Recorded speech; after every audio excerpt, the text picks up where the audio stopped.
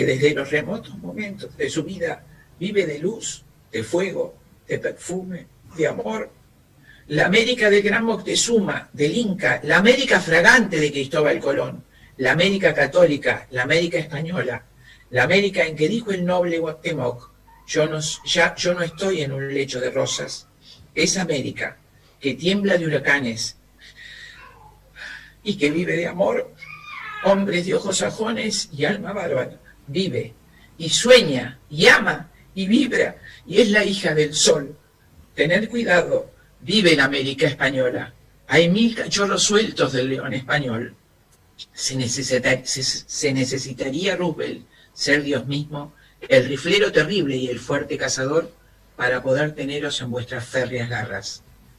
Y escuchad, contáis con todo, pero os falta una cosa: Dios. Maravilloso. Viva la patria. Espectacular.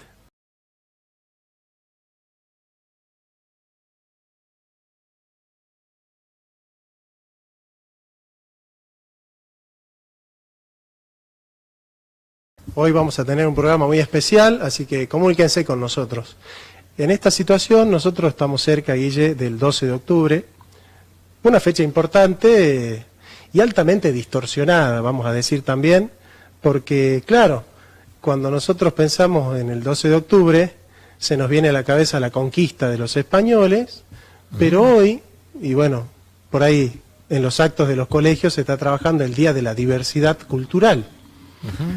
Y cuando, bueno, viste que el progresismo va impregnando con su ideología a todas las capas de la sociedad, y efectivamente ya en los colegios se empieza a trabajar el Día de la Diversidad como el día en contra de la xenofobia, del machismo, de la violencia de género. Independientemente de que nosotros podamos estar de acuerdo con toda la agenda ideológica que implica tocar esos temas desde una perspectiva ya tomada, desde una posición política ya tomada, es interesante notar que en realidad se está perdiendo el sentido histórico de lo que fue el 12 de octubre. ¿No es cierto? Es como que en realidad el 12 de octubre termina siendo un pretexto para hablar de cuestiones que no tienen nada que ver con la hispanidad, con el hecho histórico de la llegada de los españoles, y bueno, y el origen de esta última raza, la raza nueva, como dice Vasconcelos, la raza cósmica, que es el criollo, que es el mestizo, ¿verdad? Y me parece que conmemorar el 12 de octubre, desconociendo o lateralizando, digamos, el hecho histórico de la hispanidad y de la forjación de la conciencia nacional argentina e hispanoamericana, que surge al calor del contacto del indígena con el hispano, y me parece que es ir perdiendo un poco el rastro histórico y de a poco alejarse de los hechos históricos. No sé si lo ves de esa manera. Claro, el hecho histórico empieza a ser soslayado, empieza a quedar un poco enterrado, y de hecho no solamente se le quita importancia, sino que se le da una intencionalidad muy negativa, digamos, al hecho histórico en sí. Entonces se lo deja de estudiar objetivamente. De hecho, hoy es muy difícil, y lamentablemente, que un chico de 7º grado te conteste qué pasó el 12 de octubre correctamente. Hace la prueba, yo los invito, yo hago la prueba, y es complicado. O sea, no tengo buenos resultados en ese sentido. Y desconocer la historia, tal cual ha sucedido, es un poco, de alguna manera, desconocer las propias raíces. Es peligroso. Claro que es peligroso en el sentido de que se lo quiere cambiar, se quiere de alguna manera reemplazar al hecho histórico por una ideología que en este momento puede ser de una manera, pero nada obsta a que en otro momento sea de otra manera, porque como bien sabemos el progresismo es algo que siempre está en la cresta de la ola, o sea, que siempre necesita el cambio por el mero cambio mismo. Entonces, esto que está sucediendo hoy y los valores que hoy se discuten, el progresismo siempre los va a cambiar. O sea, en ese sentido usted tiene que estar muy consciente de que el progresismo, una vez que logre los valores que está logrando y que se instale algo, va a buscar otro. Va a surgir otro progresismo, porque este progresismo, ya estos chicos conservador. Serán conservadores. Claro, exactamente. Entonces, o sea, es que seguimos... El progresista de hoy es el conservador de mañana. Algo así, sí, tal cual. Y bueno, de alguna manera necesitamos entender que hay cuestiones objetivas. Se puede hacer un análisis objetivo, hay datos concretos que nos van a permitir llegar siempre a conclusiones que no son totalmente relativas y que no importa en qué época nosotros las veamos, serán muy similares entre sí. Me acuerdo que vos una vez trabajaste un texto de Nietzsche llamado Sobre el valor y la importancia de la historia para la vida. De alguna manera, Nietzsche también tiene una postura media entre el historicismo duro, ese que se queda en el hecho histórico sin más sentido que claro. Aquel que, por ejemplo, viaja a un museo a estudiar cosas muertas, sí. Y aquel que quiere transgredir el hecho histórico en pos de una agenda progresista y actual, que Nietzsche le llama los mejoradores de la humanidad, ¿no es cierto?, disolviendo el sentido de la historia, que Nietzsche también ve eso con alarma, ¿no es cierto? Sí. Entonces yo te pregunto ahí, a vos, Guille, pero recogiendo esa lectura, ¿se justifica desconocer el hecho histórico? ¿Hay algo que justifique desconocer el hecho histórico, sea cual sea el hecho? No, claro que no. O sea, porque hay una fecha determinada, nos ha permitido, de alguna manera, poder conmemorarla. Nosotros venimos conmemorando y cambiando esa conmemoración sin tener ningún punto de referencia, porque el cambio ha sido meramente ideológico. Claro. Nietzsche estaría totalmente en desacuerdo en ese sentido, porque no convalidaría que la historia sea soslayada en pos de la ideología. Claro. Y para hablar del 12 de octubre, de la hispanidad, yo creo que es importante consultar a gente que sabe sobre este tema, y para eso hemos invitado a una persona muy importante para nosotros, porque es un ejemplo, es alguien con el que nosotros nos miramos y podemos aprender lo que es el compromiso patriótico, el compromiso con la vida, el compromiso con los valores, y que por ustedes es muy conocida, la doctora Chinda Brandolino. Ella es una doctora y también es una gran estudiosa de la geopolítica, así que le damos la bienvenida. Chinda, querida, te damos la bienvenida y te agradecemos por concedernos este espacio. Gracias, Jonathan. Yo estoy agradecida por esta invitación tan hermosa y sobre este tema tan hermoso, ¿no?, que nos convoca hoy, que es el origen de nuestra cultura, nuestra verdadera cultura, nuestras raíces, que sí, han sido el pilar de lo que somos hoy. Y justamente la destrucción de esta raíz católica, de esta raíz hispánica, de esta raíz greco-romana, es lo que ha terminado en esta cuasi destrucción de nuestro país, porque fue justamente señalada como prioritaria la destrucción de nuestra cultura y de nuestras raíces culturales. Es como un árbol, querido Jonathan, cuando le cortás la raíz, el árbol cae solo. Por eso estamos en un momento tan difícil, tan doloroso. Estamos viendo desintegrar nuestra amada República Argentina, ¿no?, con todo lo que significa para nosotros el amor que hemos tenido desde nuestro nacimiento a esta tierra hermosa que nos ha precedido, dándonos hombres gauchos que han dado su sangre íntegramente, su vida, por este hermoso territorio y todo lo que en él hay. Ver que se destruya así, que se entregue, que haya tanta confusión en ese nivel, que es el nivel cultural, justamente nos entristece mucho. Por eso me parece hermoso que hayas hecho este programa y que hayas abordado este tema. A nosotros nos preocupa, Chinda, nosotros nos dedicamos a la filosofía, y hace mucho que estudiamos la cultura argentina, y claro, hay una frase de Ortega y Gasset que me parece muy importante. Ortega y Gasset dice: los pueblos tienen ideas, pero viven en creencias. Hace esa distinción. Efectivamente, las creencias de un pueblo son la morada, el ethos de un pueblo. Y me parece que un movimiento que destruye las creencias populares, reemplazándolas por ideologías que son variantes, que devienen de un día para el otro, me parece que no es bueno por dos razones. Primero, porque nosotros tenemos una madre patria que es España. Eso es un hecho histórico. Esto no es una ideología que está disponible para ser revisada y para decir, bueno, a mí me gusta que sea, que no sea. Los hechos son lo que son. Es un hecho, exacto. Eso es un hecho. Los hechos son los hechos. Esto es un hecho. Entonces, me parece que, de alguna manera, decir que nuestra madre fue una madre malvada, fue una madre totalitaria, tiránica, fue una madre despótica, ya nos da a nosotros, los hispanoamericanos, un nacimiento bastante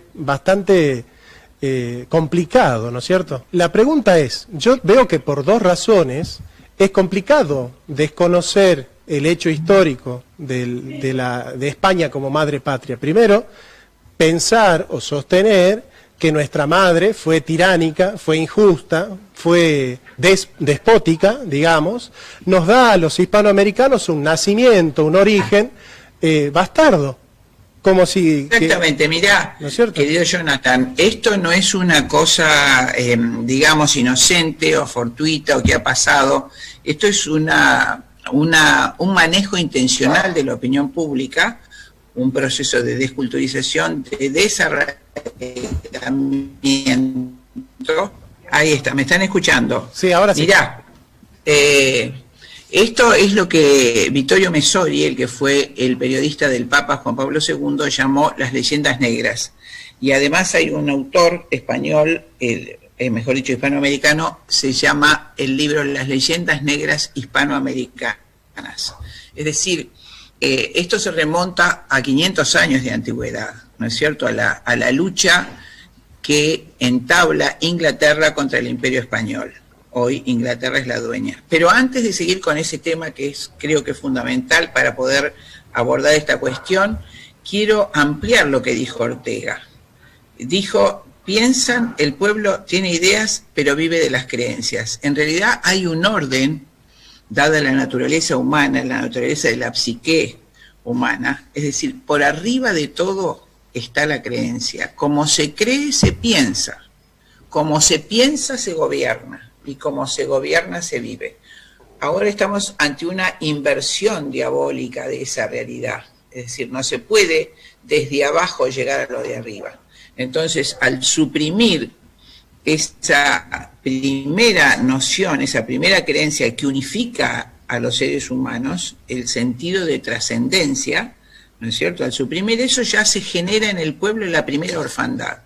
Porque no te quepa duda que lo que unió a estos maravillosos hombres que cruzaron el océano hace 500 años en cascaritas de nueces, con los misioneros, con el ganado, con los maestros, fue un sentido profundo de trascendencia. Toda esta barbaridad que se dice contra España es una de las tantas mentiras que inundan los medios de comunicación y los programas de estudio en todos los niveles académicos, y que están perfectamente dirigidos y perfectamente unificados en un discurso único políticamente correcto. Es una enorme mentira. Hasta en la medicina, que es lo mío, podemos ver la hermosa actitud que tuvo España con los pueblos indígenas. Isabel la Católica escribe a 20 años de la conquista su testamento, además de escribir el Código de Indias o el Tratado de Indias, que precedió en 500 años al primer código laboral del mundo, que fue en 1915. Ella responsabiliza a los españoles por la vida y los bienes de los indígenas y manda a sus capitanes casarse con las indígenas y hacen este maravilloso continente, que es un continente mestizo, lleno de cultura, es decir, existe la cultura hispanoamericana en todas las muestras del arte, el arte hispanoamericano en Perú, en Bolivia, que era el Alto Perú, las maravillosas obras de Dorado a la Hoja, de pintura, la poesía con un Garcilaso de la Vega. ¿Dónde viste, querido amigo, que los sajones se cruzaran con los indios y les enseñaran arte? ¿Dónde lo viste? Claro, no. En ningún lugar. Pero eso tiene una raíz religiosa también. Si me permitís, correcto. nos vamos a extender muchísimo. España, 8 siglos, combatió para recuperar su territorio. España, la España católica, la España romana, ¿no es cierto?, colonizada por Julio César en el siglo I, al mismo tiempo que Inglaterra, tierra de Santiago, el apóstol Santiago, Santiago el Mayor evangeliza España en vida de la Virgen Santísima. Y es cuando estaba por desistir ante la dificultad de evangelizar a España, en Zaragoza, en el departamento de Aragón, se arrodilla llorando y llama espiritualmente a la Madre de Cristo, quien dice la historia sagrada que en vida se aparece en Zaragoza arriba de una columna, un pilar, y le dice a Santiago que no desmaye, que ese país iba a ser la cuna de Cristo, la cuna de la cristiandad, y que de allí iba a salir la evangelización de todo el mundo. Efectivamente, de allí, de España, salió la evangelización de todo el mundo literalmente. Es así como en el siglo VII España es invadida por la cultura musulmana, invadida sanguinariamente. Los católicos eran exterminados masivamente, violados también. ¿Es así? Y hay cosas que no se cuentan, ¿no es cierto?, sanguinariamente. Y quedaban, dice la historia, 100 españoles asturianos en Covadonga, en la cueva al norte de Asturias, esperando el último combate y dar su vida, como los últimos 100 soldados cristianos, por esa España que tanto amaban. De allí su capitán, que era Pelayo, al frente de sus 100 hombres, se apostan arriba, ¿no es cierto? Los árabes venían, los musulmanes venían por abajo, eran miles y miles de soldados, la desproporción numérica era enorme, y Pelayo tiene esa famosa expresión que luego va a ser el signo de España, y dice: Santiago y cierra España, invoca apasionadamente a Santiago Apóstol, y dice la leyenda que aparece en un caballo de fuego el apóstol, y curiosamente los musulmanes empiezan a huir. Ellos mandaban las flechas con fuego, con catapultas sobre la tropa española, y las flechas invierten su recorrido y empiezan a caer sobre las tropas musulmanas, que huyen desesperadamente. Y ellos, por supuesto, ven un resplandor tras su espalda, se dan vuelta y ven la imagen enorme de la Santísima Virgen, la pequeña imagen que estaba en la cueva de Asturias, la Virgen de Covadonga, la Virgen de la Cueva, había aparecido con su manto ampliando sus manos y, por supuesto, protegía a la tropa cristiana. Esa es la maravillosa historia que inicia la reconquista de España, que duró 8 siglos, hasta que Isabel la Católica recibe de manos del sultán las llaves de Granada, ¿no es cierto? Heroico. Ese pueblo que se forjó peleando 8 siglos, no 50 años ni 70, 8 siglos a caballo combatiendo por su territorio, por su creencia, por su fe. Por supuesto que es un pueblo heroico. Cuando Isabel apuesta al descubrimiento de América, ella tenía ardorosamente el sentimiento religioso y ella le pide al Señor llevar el Evangelio a todo el mundo, ¿no es cierto? Ella apuesta espiritualmente a ese descubrimiento y también cumple un mandato bíblico. Esto ya es, por supuesto, trasciende nuestra charla, pero Mel Gibson lo ha descrito maravillosamente en la película Apocalipto, que es una película bíblica. Vos sabés que así, cuando Noé, dice la Sagrada Escritura, tiene sus 3 hijos, como Cam se burla de Noé, de su papá, que se había puesto borracho, sin saber había comido la uva fermentada. Por supuesto, Noé, cuando se despierta, lo castiga o lo maldice. Así es. Entonces su hijo mayor, Sem, había cubierto a su padre de espaldas para no verlo desnudo, y Noé lo bendice. Entonces la salvación viene al mundo por los semitas. Es así que en la tribu de David van a ser nuestro Redentor Jesús. Por los semitas nos salvamos nosotros, los descendientes de Jafet, pero los camitas se van a salvar por los blancos. Por eso por los descendientes de Jafet. Camita fue la raza maldita en ese momento por desacato a Noé. Por eso cuando Isabel la Católica envía a sus misioneros y evangeliza a los indígenas, cumple con el último mandato del Señor, que es la evangelización de Cam.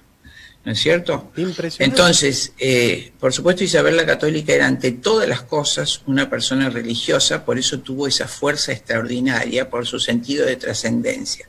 Queridos amigos, cuando una persona es materialista, tiene un sentido inmanente de la vida, que todo empieza y termina aquí, es incapaz de un acto heroico, es incapaz de una renuncia y es incapaz de tener una fuerza como la fuerza necesaria para cultivar, para conquistar un nuevo continente. Esa fuerza tuvo Isabel la Católica. Doctora. Isabel manda a sus hombres a llevar la cruz, a llevar el Evangelio, y por eso cuando aparecen los abusos sobre los indígenas, ella los castiga duramente, y hay que recordar a quienes nos escuchan que a los 20 años de la conquista, Isabel prohíbe la encomienda, que era una de las formas de hacer trabajar a los indígenas, y el padre de Bartolomé de las Casas era justamente un encomendero que arruina su fortuna porque Isabel le prohíbe la encomienda y libera a los indios a los 20 años de la conquista, ¿no es cierto? Entonces es Bartolomé de las Casas, tal vez resentido por el quiebre de su padre, quien inventa la primera leyenda negra, contrariamente a todas las crónicas, la crónica de Bernal Díaz del Castillo de 12 tomos que yo tengo, ¿no es cierto?, que cuentan la verdad de la época. Bartolomé de las Casas, ni siquiera Inglaterra lo escuchaba, pero Isabel era tan piadosa y tan buena que lo escucha y refuerza entonces los cuidados por los indígenas. Y se hacen, mirá que en el siglo XVI, querido Jonathan, las primeras escuelas de arte hispanoamericano en Perú, de dorado a la hoja, de pintura, te vuelvo a decir, la literatura, y nuestro continente se hace mestizo. Hoy mismo, el lenguaje que hay en nuestros hermanos países de Perú, de Bolivia, el precioso español que tiene muy superior al nuestro, ¿no es cierto?, muestra ese cuidado con que fue culturizado Perú.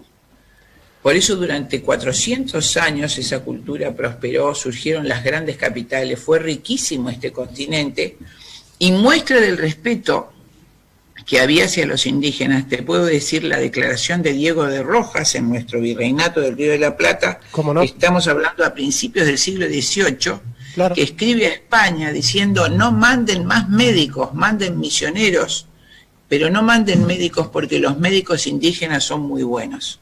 Justamente yo tuve la traducción del herbario que hace Diego de Rojas, y hasta no hace poco tiempo, te diría hasta el año 2000, sobrevivían todavía 144 calaguayas, los médicos incas que fueron respetados enormemente por el Imperio Español, que aprendió justamente la medicina indígena y se incorporó. Fueron también los franciscanos y los jesuitas los que traducen, perdón, no los franciscanos, los benedictinos, en nuestro Tucumán, en el convento de Tucumán hay una traducción de las hierbas medicinales que se hicieron al principio de la conquista de nuestro territorio, quienes tradujeron los códices medicinales. Esa es nuestra raíz.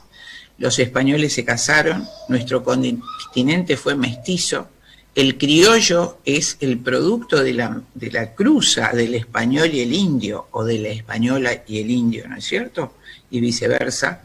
Esa hermosa y heroica raza criolla que tanto admiro, que tanto admiramos, que se ve extraordinariamente en el poema maestro de nuestro país, que es Martín Fierro. Ese gaucho que veneraba a su tierra, veneraba a su mujer, que tenía todas las virtudes propias del cristiano. Ese es el hombre argentino, ese es nuestro verdadero hombre antes de esta invasión cultural.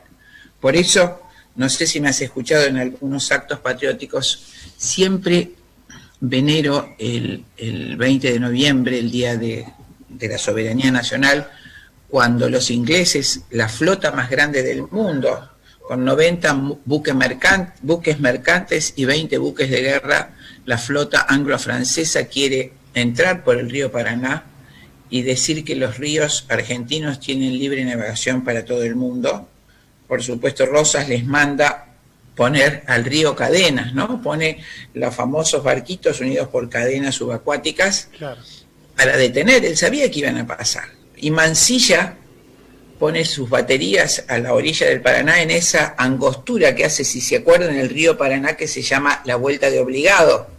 Ese recodo que hace el Paraná, sabía que la flota inglesa tenía que pasar por ahí, y los gauchos en cuero, queridos amigos, con un poncho y con los cañoncitos de la independencia.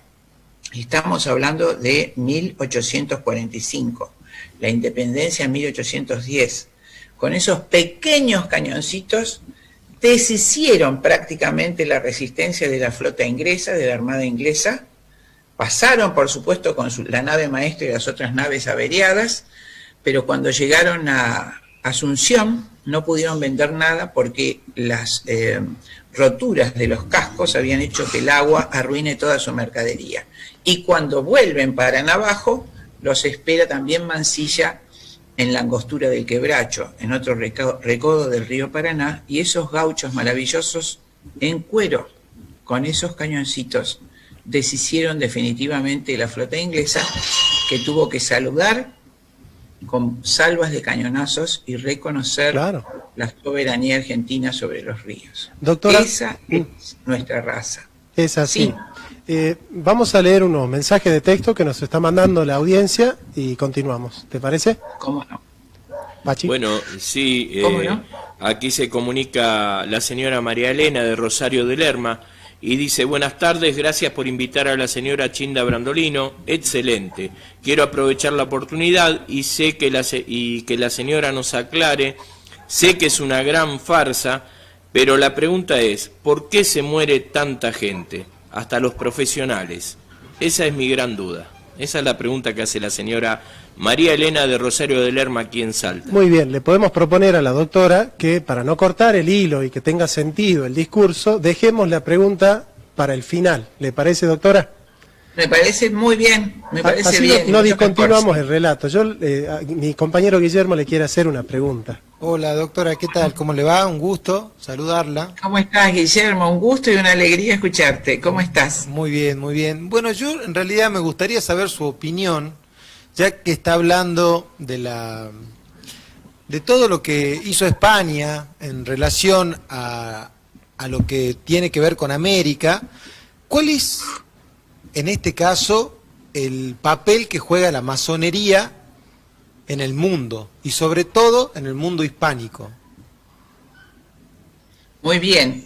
Mirá, la masonería se consolida mucho antes del siglo XVIII, pero eso llevaría a otro temario, cuando los templarios apostatan, cuando fueron quemados por Felipe IV. Otro Felipe el Hermoso, 100 años antes que el Felipe el Hermoso, esposo de la hija Juana, la hija de Isabel la Católica, 100 años antes, porque los templarios se habían hecho los bancos, se habían corrompido, trataban en herejías, y la masonería se llama masonería porque las órdenes religiosas eran madrinas de las distintas corporaciones. Los caballeros templarios eran los padrinos de la corporación de los constructores, en francés antiguo francmasones, ¿no es cierto? Y tenían iglesias donde celebraban para la corporación de constructores que hacían esas maravillosas catedrales las misas.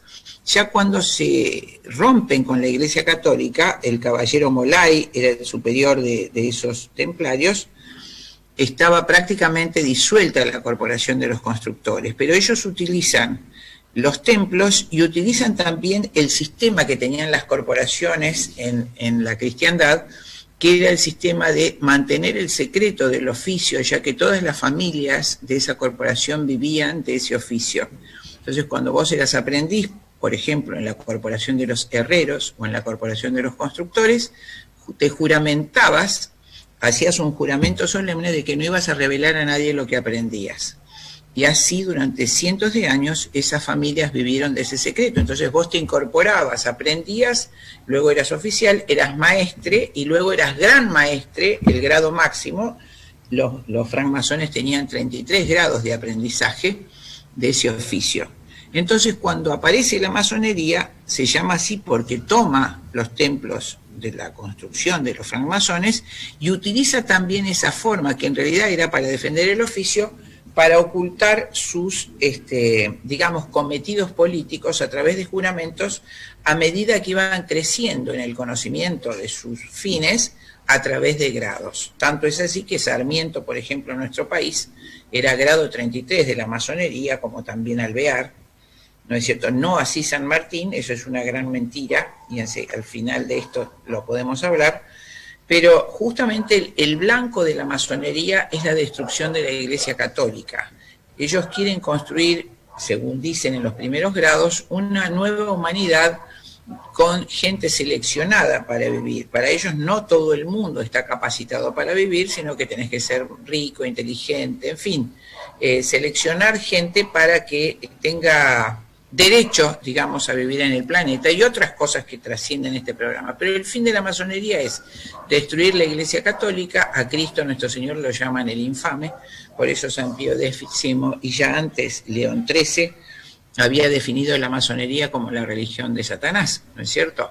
Por supuesto, este programa va a traer cola, nos van a decir de todo, por supuesto, todo lo que te imagines, pero bueno, me han preguntado y tengo el gran defecto de que no sé mentir y no sé ocultar estas cosas. Porque justamente bueno, en esta época se habló mucho, por ejemplo, de algunas cuestiones, sobre todo en Europa, el presidente de Francia haciendo algún sí, acto en lugares típicamente cristianos, pero de manera masónica. Entonces es como que está de alguna manera tomando el lugar, como diciendo acá estamos nosotros, nos estamos adueñando de su parte y estamos avanzando en ese sentido.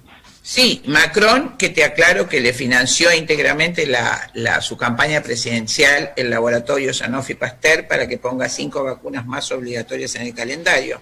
Ese hombre, cuya moral es un poquito más que dudosa, justamente es un tremendo masón. También tenemos en nuestros gobiernos, en todos los partidos, desgraciadamente en nuestro país, muchos integrantes de la masonería, y no perdamos entonces el objetivo de la masonería. El primero de ellos es destruir la Iglesia Católica y destruir a Cristo.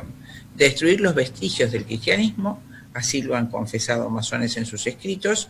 No olviden que durante el gobierno de Rivadavia, lo mismo que Sarmiento y Mitre, que eran tremendos masones, se prohibieron las órdenes religiosas, se confiscaron a la iglesia los bienes, se confiscaron hasta los hospitales y las abadías de la iglesia para apropiárselos como bienes materiales, ¿no? Desde luego no para hacer ningún bien. Tanto es así que lo que se le paga ahora a los obispos, míseramente, es la indemnización por todo lo que se le quitó a la iglesia en esas presidencias, que fue impresionante. Te digo, podemos hablar muchísimo, pero en nuestra historia tenemos la muestra viviente del accionar de la masonería contra la Iglesia Católica en forma abierta. También, desgraciadamente, en el gobierno de Perón intervino un masón que fue Tesser, y lo primero que trató de hacer es poner a Perón contra la Iglesia Católica. Podría citarles miles de ejemplos en nuestra historia. En este momento también. Y la gran necesidad de la masonería es destruir los vestigios históricos, que son las pruebas de todo lo que decimos, y destruir justamente la obra de España, porque España, tal como dijo Santiago, como le dijo la Virgen a Santiago, es justamente la cuna de la cristiandad. Por eso este infierno está desatado particularmente contra España y contra Hispanoamérica. Entonces, lo primero que hace la masonería, los grandes masones, Mitre entre ellos, sí, describen, ocultan muchos hechos históricos, deforman la historia, y por supuesto, todo esto que llamamos la leyenda negra contra España fue financiado íntegramente por Inglaterra. Esa palabra tan sabia de Belgrano, qué horror, lo que hemos hecho es cambiar de amo. ¿Te acuerdas cuando dicen? Pero claro. En la guerra de la independencia, porque justamente Inglaterra, sin ningún deseo de beneficiar a nadie, sino que para poder acceder al territorio y a los recursos de toda América, Centroamérica y América del Sur, financia todos los movimientos de la independencia.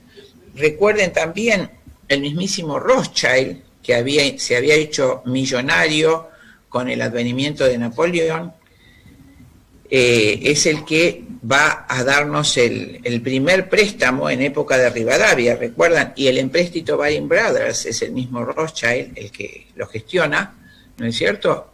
A intereses usurarios, siempre financiando los movimientos de rotura con España. Todos los jóvenes que repiten como loros que España maltrató. España no maltrató. España se casó con los americanos. Si ellos, en vez de ver los malos libros de estudio y ver las series televisivas que por supuesto vienen de Hollywood, pudieran ver a su alrededor, verían que todas nuestras provincias son mestizas, que el hombre argentino es mestizo por esa cruz. Nada más real que lo que ven a su alrededor cuando van a Corrientes, al santuario de Itatí, en el noroeste la Virgen del Valle, la Virgen del Milagro en Salta. Por favor, ¿cómo pueden ser tan ciegos? Nuestros hombres son mestizos desde hace 500 años. Y quizás Luego sería también, bueno, perdón, sí. Chinda, te digo, quizás sería bueno comparar, por ejemplo, lo que pasó con Inglaterra en sus incursiones en Asia, por ejemplo, o en África, y lo que pasó con España aquí en América. Como vos bien decís, son sustancialmente diferentes los tratos que hubo. Las consecuencias. Totalmente, y quisiera extenderme justamente en el punto que estás hablando.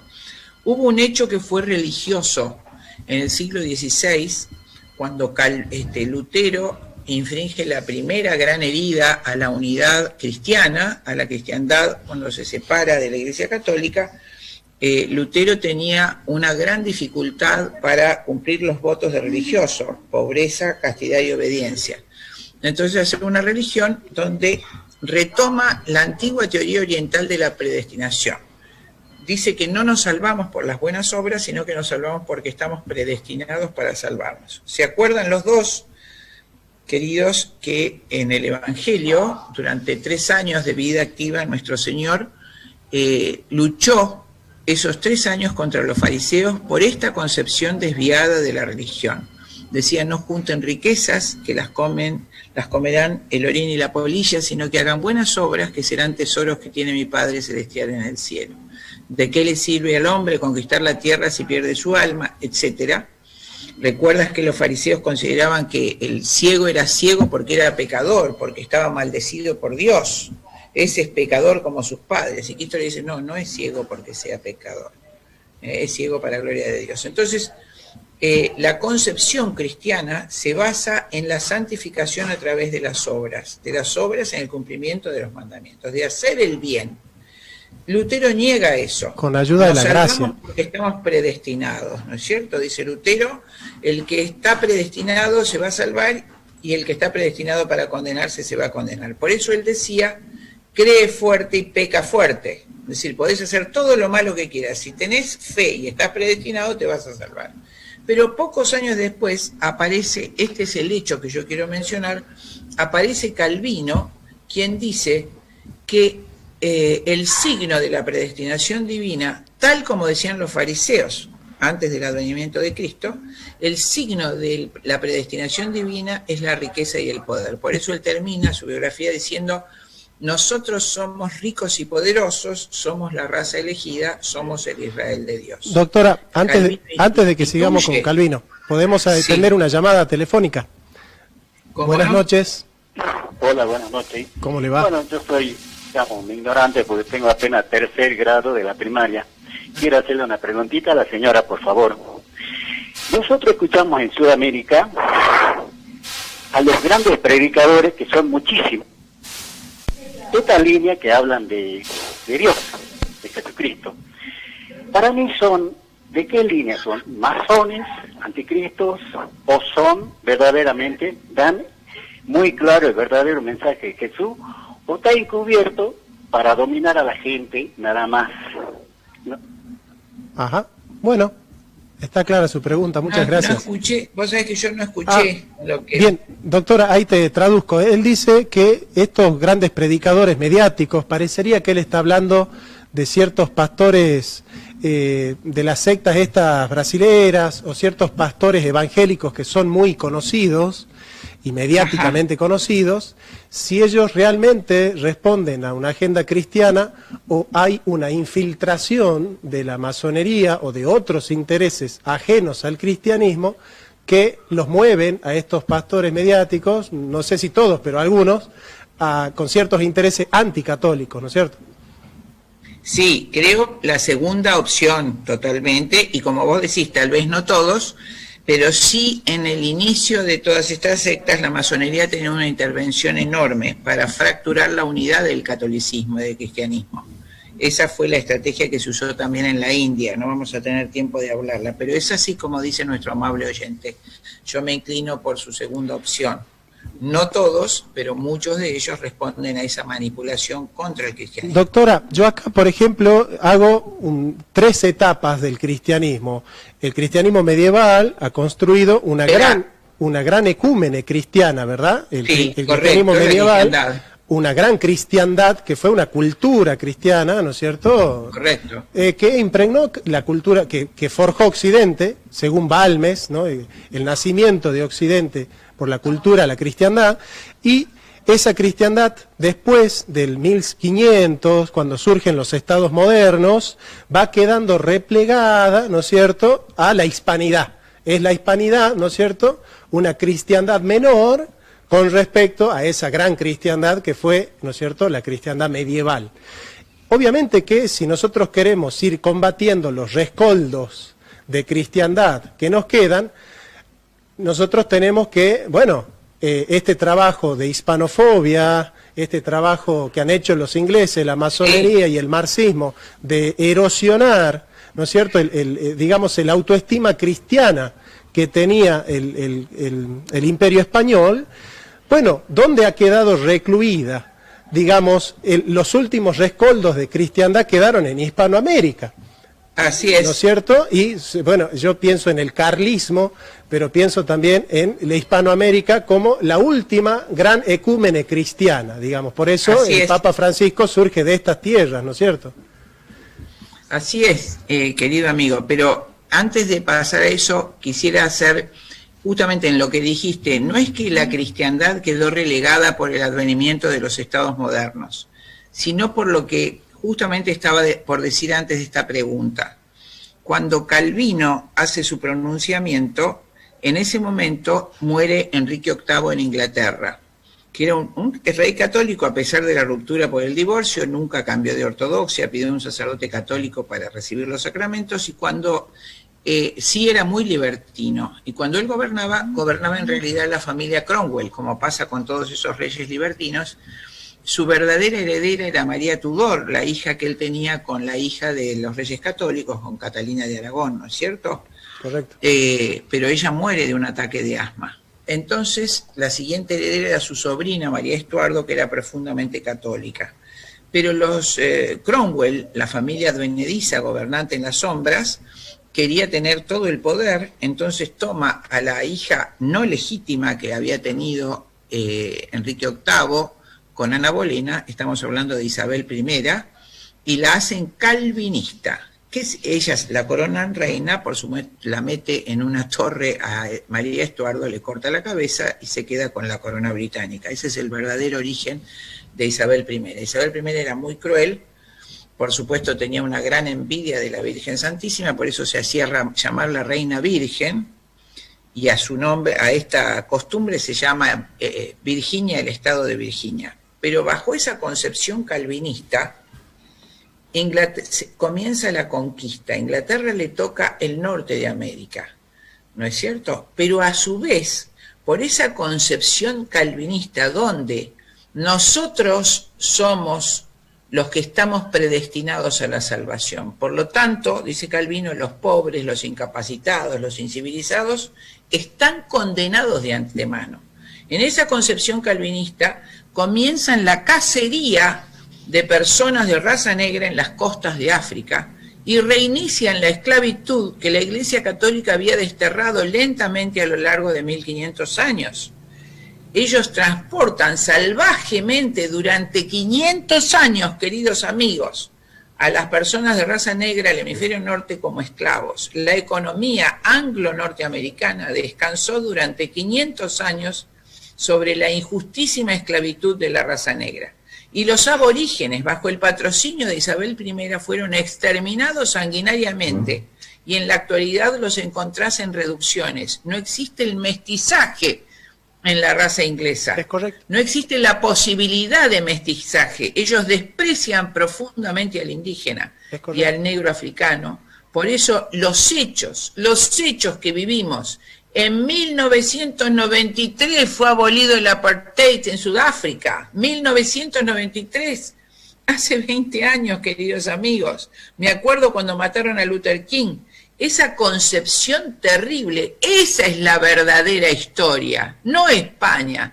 Mientras ellos asesinaban a los indígenas y esclavizaban a los negros, España civilizó y se mestizó con el sudamericano. Hizo esta maravillosa cultura criolla de este hombre tan hidalgo, diría que, como vos bien dijiste, es la herencia católica de Hispanoamérica, de esa España medieval, de esa España que ante todo, muy mal llamada medieval, de esa cristiandad española, de esa verdadera cristiandad, de esa ecúmene, como bien has dicho, ¿no es cierto?, cuyo esplendor fue España, y que también lo fue nuestra tierra, Hispanoamérica. Claro. Esa es la realidad que oculta la leyenda negra. Ahora, y esa mentira contra España hace que los hombres de esta tierra renieguen de su raíz y, como te dije al principio, un árbol al que vos le cortás la raíz es fácilmente derrumbable. Así es, doctora. Mira, dos preguntas. Primero, España, los mismos españoles se compraron la leyenda negra. Yo viajo a España, ¿sí? Voy por las calles y le pregunto y le digo, ¿qué fue el Imperio Español? ¿Qué significó el Imperio Español en América? Y la mayoría me va a responder, fueron unos tiranos, fueron unos violentos, unos injustos. Es increíble que los mismos españoles hayan comprado una historia negra que les vendió el Imperio inglés, ¿no es cierto? Me parece hasta patético, te diría. Y nosotros los argentinos, para no quedarnos atrás, también, ¿no es cierto? Sarmiento, ¿qué dice Sarmiento? Es increíble. Porque para los griegos, es increíble, para los griegos, ser bárbaro es nacer fuera de Grecia. Para Sarmiento, el que nace en la Argentina es un bárbaro. El que viene de Inglaterra es un civilizado. Es increíble. Yo no puedo creer que sea bárbaro el que nace en tu patria.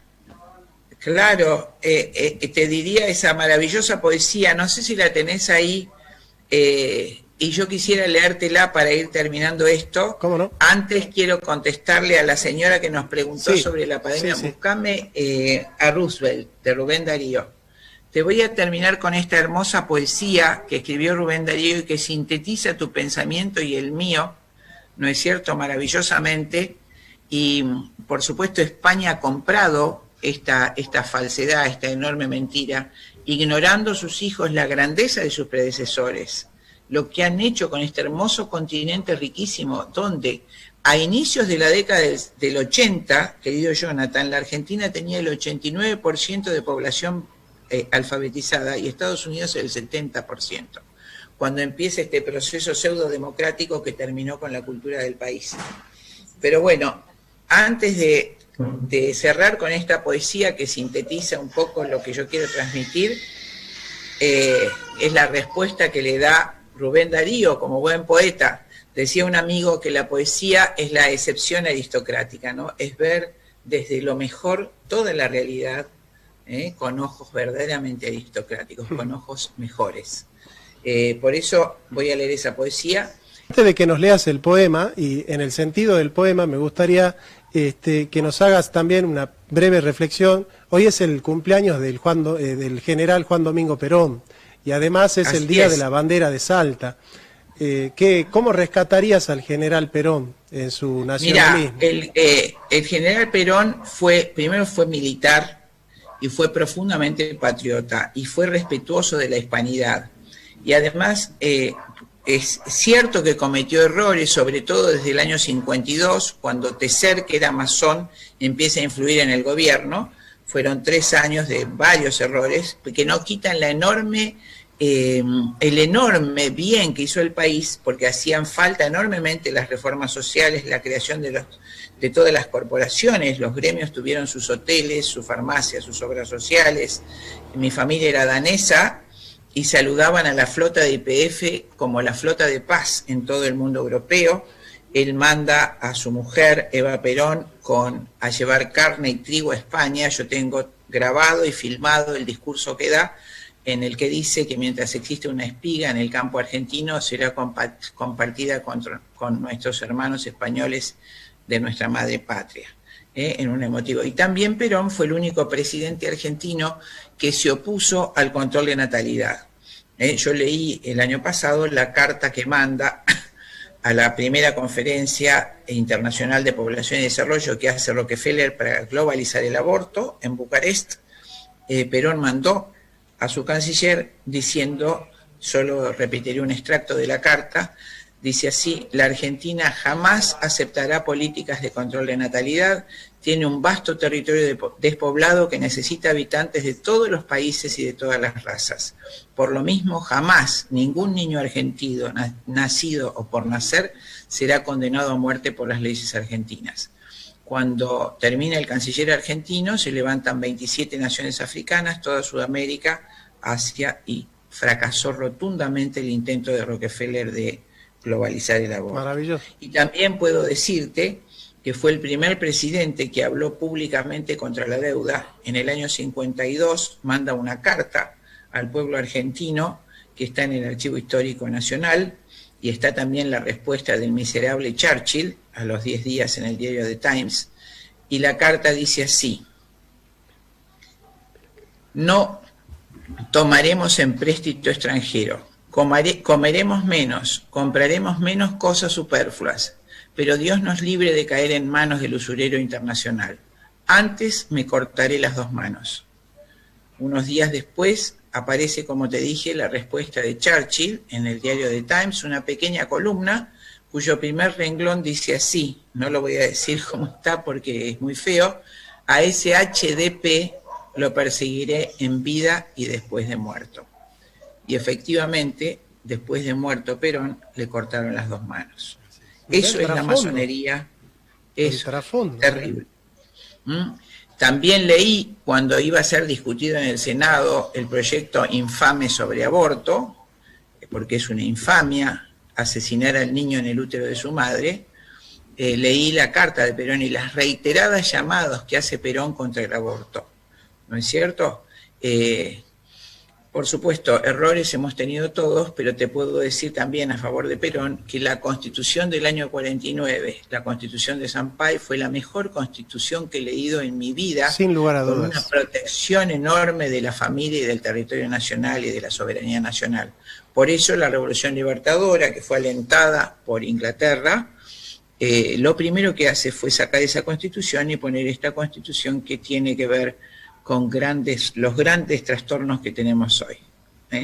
Pero bueno, también ha cometido errores y tal vez eso requiera una larga charla, pero fue también muy grande el beneficio que hizo con las grandes reformas sociales que eran necesarias. La Plata, vos sabés que está, mi ciudad, al lado de Berisso y Ensenada, los puertos donde estaban los frigoríficos ingleses, y antes de Perón, las mujeres tenían que trabajar 18 horas con el niñito colgado del pecho, ¿no es cierto? No había ningún tipo de licencia, y si no morían de hambre. Por eso esa reforma era enorme, necesaria, y nada tiene que ver con las espantosas leyes laborales que han hecho en la actualidad. Doctora, pero bueno, entonces, por ejemplo, sí, cuando alguien dice, yo soy nacional y popular, y se pone un pañuelo verde, cuando él dice que es nacional, el nacionalismo de esa persona es un nombre nada más, porque ese nacionalismo no tiene identidad, no tiene cultura, no tiene nada. Por supuesto. Eso es una burla, querido amigo, es una burla. Jamás nacional y popular. El pañuelo verde indica la más miserable de las mentalidades. Es el abuso del fuerte contra el débil. El asesinato de los niños pobres por orden de los países ricos. Todas las líderes feministas, como bien dijo mi amiga Amparo Medina, reciben sueldos de Naciones Unidas para legalizar el aborto en sus respectivos países. Esos movimientos guerrilleros tienen, en general, sus líderes son muy bien pagas por esas corporaciones extranjeras. Por supuesto, nada tiene de nacional alguien que asesina a los miembros más vulnerables de esa nación. Todo lo contrario. Ni de popular. Ni de popular, justamente. ¿Quién es la esencia del pueblo argentino? El niño, querido, el sentido del Estado. El Estado protegía a la familia, porque esos chiquitos que iban a nacer, y protegía a la madre. Claro. La ley del matrimonio está hecha para proteger a la madre de familia, Por eso se llama matrimonio, porque ese nuevo ciudadano que esa mamá tenía que parir y cuidar, iba a ser el futuro integrante del Estado, el que iba a perpetuar el Estado y la nación. ¿No es cierto? Doctora, ¿tenemos más mensajes? A ver, Pachi. Dice, buenas tardes a todos. Qué grata sorpresa, doctora Chinda Brandolino. Gracias por su compromiso con la verdad y la vida. Que Dios la bendiga. Gracias por su sabiduría. Familia Ríos de aquí de Salta. Muy bien, doctora. Muchísimas gracias. Sabemos que tenés otros compromisos, así que te mandamos un fuerte abrazo y muchas bendiciones para vos. Mirá, me gustaría leerles esta poesía para despedirme de ustedes y de su audiencia. La poesía se llama A Roosevelt, que era el presidente norteamericano en época de Rubén Darío, de este maravilloso poeta nicaragüense, hispanoamericano por excelencia, y dice así, le dice a Estados Unidos, ¿no es cierto? Es con la voz de la Biblia o el verso de Walt Whitman que habría que llegar hasta ti, cazador, primitivo y moderno, sencillo y complicado, con un algo de Washington y 4 de Nimrod. Eres los Estados Unidos, eres el futuro invasor de la América ingenua que tiene sangre indígena, que aún reza a Jesucristo y aún habla en español. Eres soberbio y fuerte ejemplar de tu raza, eres culto, eres hábil, te opones a Tolstoy, y domando caballos o asesinando tigres, eres un Alejandro Nabucodonosor. Eres un profesor de energía, como dicen los locos de hoy. Crees que la vida es incendio, que el progreso es erupción. En donde pones la bala, el porvenir pones. No. Los Estados Unidos son potentes y grandes. Cuando ellos se estremecen, hay un hondo temblor que pasa por las vértebras enormes de los Andes. Si clamáis, se oye como el rugir del león. Ya Hugo Grant le dijo, las estrellas son vuestras. Apenas brilla, alzándose el argentino sol y la estrella chilena se levanta, sois ricos. Juntáis al culto de Hércules el culto de Mamón, y alumbrando el camino de la fácil conquista, la libertad levanta su antorcha en Nueva York. Mas la América nuestra, que tenía poetas desde los viejos tiempos de Netzahualcoyotl, que ha guardado las huellas de los pies del gran Baco, que el alfabeto pánico en un tiempo aprendió, que consultó los astros, que conoció la Atlántida, cuyo nombre nos llega resonando en Platón, que desde los remotos momentos de su vida vive de luz, de fuego, de perfume, de amor. La América del gran Moctezuma, del Inca, la América fragante de Cristóbal Colón, la América católica, la América española, la América en que dijo el noble Cuauhtémoc, yo no estoy en un lecho de rosas. Es América, que tiembla de huracanes y que vive de amor, hombres de ojos sajones y alma bárbara, vive y sueña y ama y vibra y es la hija del sol. Tened cuidado, vive la América española. Hay 1000 cachorros sueltos del león español. Se necesitaría Roosevelt ser Dios mismo, el riflero terrible y el fuerte cazador, para poder teneros en vuestras férreas garras. Y escuchad, contáis con todo, pero os falta una cosa, Dios. Maravilloso. Viva la patria. Espectacular. Maravilloso. Un abrazo, queridos amigos. Muchas gracias, chicos. Nos dejás emocionados a nosotros también. Muchísimas gracias. Gracias, chicos. Gracias, Hasta chicos. la próxima. Y que Dios los bendiga mucho y que sigan con esto siempre. Un abrazo. Muchas gracias, Chinda. Bueno, quedamos también nosotros